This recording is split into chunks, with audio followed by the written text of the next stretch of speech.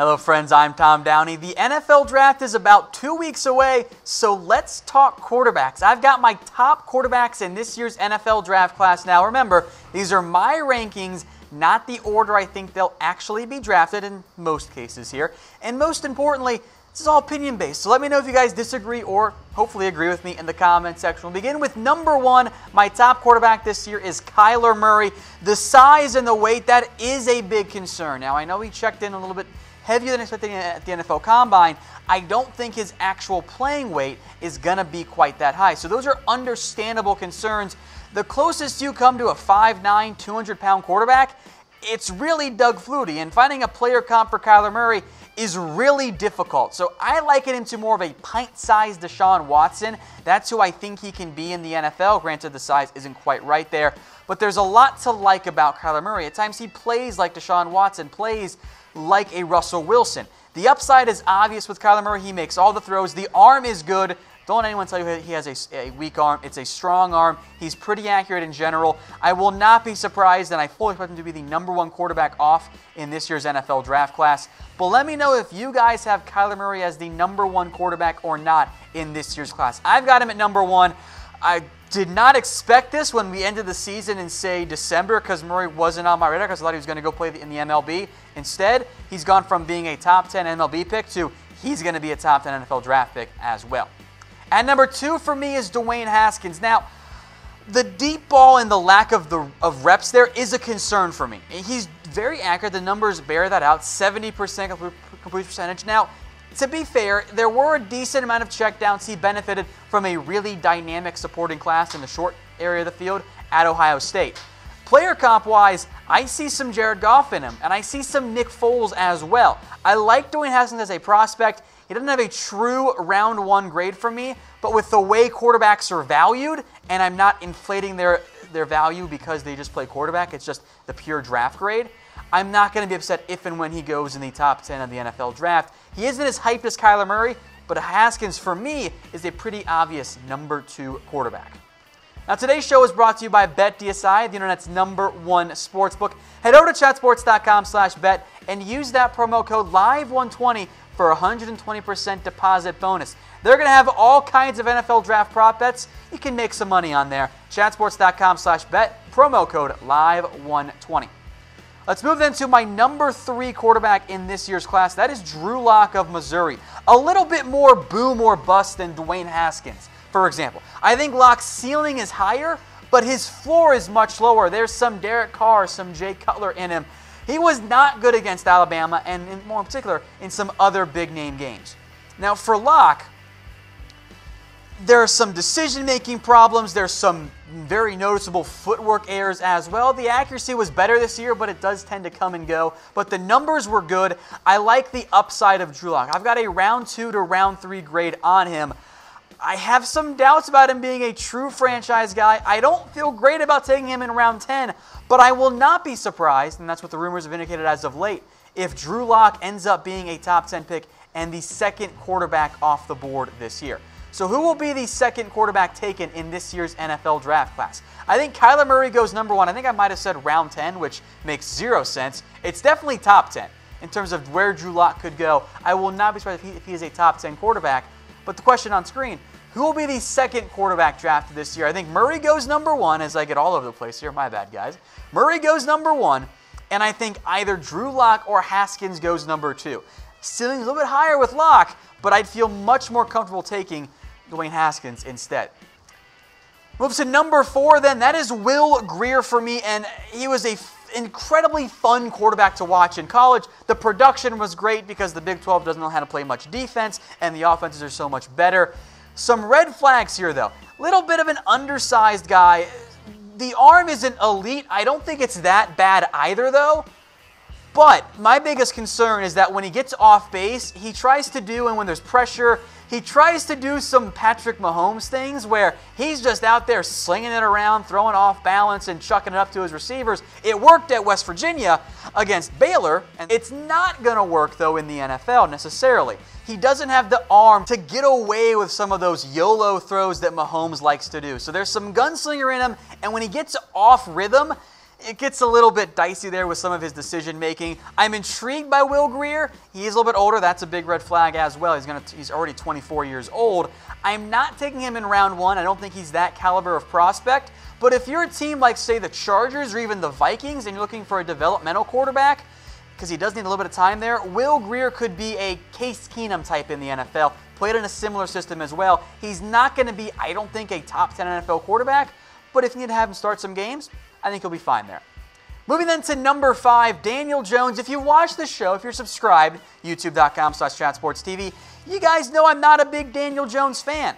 He's hyped up as this reliable, he played under David Cutcliffe and he's big. The problem is that Cutcliffe offense at Duke was not good. It was a check down based offense, a lot of RPOs, a lot of quick one-read passes. I think Jones is smart, but he was not playing in anything resembling a pro-style offense. The production was not good at Duke. Now, to be fair, his skill guys around him were not very good, but the deep ball does not exist in that Duke offense, partially because of Daniel Jones' inefficiency there and because his receiving core wasn't very good either. I do not think he makes any sense as a top 15 quarterback. The ceiling is not there. Best case scenario for Daniel Jones, he ends up being like a lesser version of Alex Smith. With what we know about Smith, I'm not taking that as a best case scenario in the top 15. He can be a good backup and can be a spot starter, but I'm not investing in that when it comes to being a top 15 pick. So which quarterback is most likely to bust? Obviously, we'll mention Daniel Jones there as well. Where they go plays a big role. We'll get to some more high upside, low floor type of guys here in a minute. But there is one very high ceiling guy that I like quite a bit. That is Brett Rypien of Boise State. He's accurate, very good under pressure. He doesn't have the size of a Daniel Jones. Didn't play under David Cutcliffe either. But Rypien is going to be, I think, at worst, a very quality NFL backup quarterback. And he's really good under pressure. There are so many things about his game that I think make sense as, hey, you know what? If he gets hurt, let's bring him in as a go-to backup and a Colt McCoy-type player in the NFL. He obviously has the bloodlines as well. The arm's not great. He's undersized. Another big red flag for him. He fumbles a lot. But in terms of what he can do in the NFL, he's going to be a really good backup quarterback, I think, and is going to be a guy that if you have to, he can be a spot starter for you in that Colt McCoy type mold. For me, that makes more sense in round 5. I think I'm higher on Brett than the rest of the NFL is, so just make note of that as well. Now, folks, make sure you guys are subscribed to us here on YouTube, youtube.com/chatsportstv. We're now into the day 3, guys. We're going to keep you covered live during the NFL draft. Make sure you're subscribed. We'll be live all 3 days with analysis for every single player as well. Moving now to number 7, that is Tyree Jackson, who in so many ways is the opposite of Brett and guys like Daniel Jones. He has fantastic size and a really good athlete in general, let alone for a man that is as big as Tyree Jackson is. He reminds me in so many ways of a Josh Allen from Wyoming last year, a Logan Thomas. Really good athlete, massive arm, can move, but the accuracy is not there. 55%, that does not fit the thresholds that I want in an NFL quarterback. That's why he's only a round 4, round 5 grade. But if you believe that you can make the most out of any quarterback, a guy like Jackson's the guy to go target. Big arm, massive upside, but also might not be a quarterback for more than 3 years if he doesn't develop in the way you want him to. Could be a Cardell Jones in that regard as well. To number 8, Jarrett Stidham. Some want to hype him up. I'm not convinced. Now, you look at a completion percentage, it's only like 61%. That's not good. But I'll also play devil's advocate here. The Auburn receiving corps couldn't catch a cold. They dropped a ridiculous amount of passes there that really negated Stidham's numbers. And of course, at the same time as well, because nothing's really black and white in the NFL. Stidham did not elevate the play of those around him. He regressed in a big way this year, and when it comes down to crunch time, look at the games that Auburn lost. Stidham was awful. That was a consistent theme for the Auburn Tigers. He does not make enough plays. The arm strength is there. I like his motion. I like some of his traits. But when the game's on the line, I don't trust him to deliver. And I think that was very true throughout his NFL or his college career at Auburn in a check-down based offense. I don't trust him to suddenly become something he wasn't at Auburn.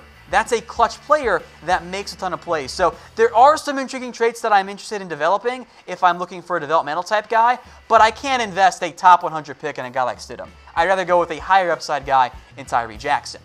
Now, we mentioned Brett Rypien, we mentioned Jackson, we mentioned Jarrett Stidham as well. Two different types of quarterbacks. One is a high ceiling, lower floor guy than a Tyree Jackson. And then one is that backup guy that can be a reliable player but isn't going to be a franchise guy. Which one do you want on day 3? Let me know. Type B for backup, H for high upside. Let's move then to my third tier of quarterbacks. They've kind of been broken down by tiers as things ended up working out in general. That's Ryan Finley. Some want to hype him up as a top 15 or a top 50 guy. I don't see it. The arm isn't all that special. I think he really benefited from having a bunch of really good teammates around him. I don't think, simply put, he's good enough. And oh, by the way, he's going to turn 24, 25 as a first-year player. That's not what you want in general. To number 10 then, a similar mold here, Clayton Thorson. Some want to hype him up because we're desperate for quarterbacks. I don't see it. When you have this type of production, and I know Northwestern wasn't great, when you're completing about 61% of your passes and your TD to interception ratio is basically 1 and you got all kinds of medical red flags, I'm not interested. A lot of bad decisions, way too many interceptions or near interceptions. He's not going to be a franchise guy. He can maybe be a backup game manager type, but I don't fully trust him in that area either. Next up is Gardner MINSHEW, who I know some of you guys like because he's fun, right? He's got the mustache. The intangibles are super great. He's going to be an NFL coach down the road. The problem is he's a right-handed version of Kellen Moore. The arm is not there. I know he won a lot, much like Kellen Moore did, but he played in a stat-boosted offense. Those numbers are not going to be replicable at the NFL level. There's just no way. I like MINSHEW. I want him on my roster as maybe a third-string quarterback or at least a camp arm, and that's worth a late 7th-round pick, I think, or more likely an undrafted free agent. But if you're taking him to be your franchise guy, you're going to end up being disappointed. And then finally, number 12, Easton Stick. And this is my radical idea, which we'll get to here in a minute. But he's a 3-year captain. He won a ton of games. He's a good athlete. I like what he brings in terms of leadership to you. If you're a 3-year captain, that's pretty damn impressive. The problem is, North Dakota State, even at the FCS level, the competition was not good. And most importantly, Stick had some success in the deep ball. There are so many times he just throws it deep downfield, and his receivers are wide open because NDSU was just better than anybody else that he played against. There's a bit of a wind-up motion here that reminds me a little bit of Tim Tebow. So here's my radical idea for Easton Stick, who, by the way, great athlete. Ran a 6.65 3-cone. Among all prospects, that's like 95th percentile. Don't put him at quarterback. Let's make him into a wide receiver. Let's put him in the slot, see if he can have a little bit more success in terms of long-term NFL career and impact than just being a good camp arm that might eventually become a coach down the road. I like the intangibles, but the arm talent just isn't there for me with Easton Stick. So let's recap then my top 12 NFL quarterback prospects in the 2019 NFL Draft. Kyler Murray's number 1, Dwayne Haskins number 2. Both those guys top 32 overall for me. Then there's Drew Lock. Will Grier's at number 4. Daniel Jones is at number 5. Brett Rypien is at number 6. Tyree Jackson, high upside, low floor, number 7. Jarrett Stidham's at number 8. And then some late round guys that I'm just not convinced on. Ryan Finley, Clayton Thorson, Gardner MINSHEW, and Easton Stick. If you're a fan of a Trace McSorley, a Jake Browning, a Nick Fitzgerald, those guys aren't going to make it in the NFL, so I'm sorry on that front. But those folks were my top 12 NFL quarterbacks in this year's draft class. Make sure you're subscribed, youtube.com/chatsportstv.